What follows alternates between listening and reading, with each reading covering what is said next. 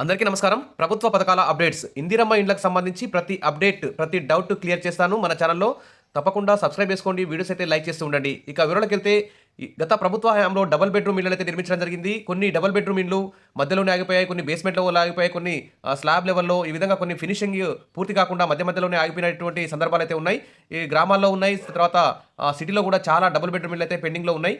ఇక సౌకర్యాల లేమితో చాలా దీనావస్థలో, శిథిలావస్థలో అయితే ఆ డబుల్ బెడ్రూమ్ ఇళ్ళు అయితే ఉన్నట్లు తెలుస్తోంది. వాటికి సంబంధించి కూడా తెలంగాణ ప్రభుత్వం మౌఖికంగా అయితే పెండింగ్ బిల్లు కూడా మంజూరు చేస్తామని చెప్పడం జరిగింది. దానికి సంబంధించి వెంటనే మరి ఈ బడ్జెట్లో మధ్యలో ఆగిపోయి గత ప్రభుత్వ హయాంలో శాంక్షన్ అయినటువంటి డబుల్ బెడ్రూమ్ ఇళ్లకు సంబంధించి కూడా పెండింగ్ బిల్ అన్నింటినీ విడుదల చేయాలని చెప్పేసి లబ్ధిదారులందరూ కూడా ఎదురు చూస్తున్నారు. మరి ప్రభుత్వం వెంటనే ఈ బడ్జెట్లో ఆ మధ్యలో ఆగిపోయిన ఇండ్లన్నిటికీ పెండింగ్ బిల్స్ అని మంజూరు చేయాలని కోరుతున్నారు. ఇక చూస్తే ఇందిరమ్మ ఇండ్లుగా డబుల్ బెడ్రూమ్ ఇళ్లు సొంత జాగా లేని అర్హులకు వాటి కేటాయింపు, అర్హుల జాబితా సిద్ధం చేయాలని కలెక్టర్లకు ఆదేశాలు. దాదాపు 1,50,000 ఇండ్ల పంపిణీకి అవకాశం అంటూ ఇక్కడ ప్రభుత్వం అయితే పేర్కొంటుంది. ఇక పేదల కోసం గత ప్రభుత్వ హయాంలో నిర్మించిన డబుల్ బెడ్రూమ్ ఇళ్లను ఇందిరమ్మ పథకంలో చేర్చాలని ప్రభుత్వం నిర్ణయించింది. నిర్మాణం పూర్తయిన ఇళ్లతో పాటు అసంపూర్తిగా ఉన్న వాటిని కూడా పూర్తి చేసి ఇందిరమ్మ లబ్ధిదారులకు అందజేయబోతుంది. తొలి విడత ఇందిరమ్మ ఇళ్లను సొంత జాగా ఉన్నవారికే మంజూరు చేయాలని ప్రభుత్వం నిర్ణయించడం తెలిసిందే. తాజాగా ఈ డబుల్ బెడ్రూమ్ ఇళ్లున్న ప్రాంతాల్లో వాటిని సొంత జాగా లేని అర్హులైన నిరుపేదలకు అందజేయాలని నిర్ణయించింది. దాదాపు 1,50,000 డబుల్ బెడ్రూమ్ ఇళ్లు సొంత జాగా లేని ఇందిరమ్మ ఇళ్ల లబ్ధిదారులకు అందనున్నాయి. గత బీఆర్ఎస్ ప్రభుత్వం 2,90,000 డబుల్ బెడ్రూమ్ ఇళ్ల నిర్మాణానికి అనుమతులు మంజూరు చేసింది. వాటిలో 2,28,000 ఇళ్ల నిర్మాణానికి టెండర్లు అయితే పిలిచింది. కానీ లబ్ధిదారుల ఎంపిక చేయకుండానే ఇళ్ల నిర్మాణాన్ని చేపట్టడాన్ని కేంద్ర ప్రభుత్వం ఆక్షేపించి ప్రధానమంత్రి ఆవాస్ యోజన నిధులను పూర్తిగా ఇవ్వకుండా నిలిపేసింది. సొంత నిధులను కావాల్సినన్ని కేటాయించి పూర్తయిన వాటిని, అసంపూర్తిగా ఉన్న వాటిని పూర్తి చేసి ఇందిరమ్మ పథకం కింద పంపిణీ చేయాలని ఇప్పుడు తెలంగాణ ప్రభుత్వం అయితే నిర్ణయించింది. కాబట్టి సొంత జాగా లేని వారికి కూడా జాబితాలో చోటు.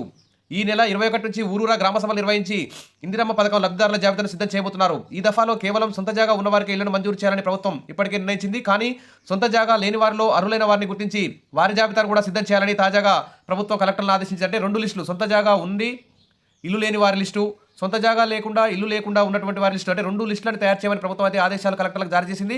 ఇక గ్రామ సభల్లో వారి జాబితాను కూడా ప్రదర్శించాలని పేర్కొంది. ప్రజాపాలనలో భాగంగా అందిన దరఖాస్తుల్లో సొంత జాగా లేని వారి వివరాలను కూడా తనిఖీ చేసి వారు అర్హులైతే ఆ జాబితాను కూడా సిద్ధం చేస్తున్నారు. తనిఖీ కార్యక్రమం పూర్తయిన నేపథ్యంలో ఇక గ్రామ సభల్లో అర్హుల జాబితాను రూపొందించడమే తర్వాయి.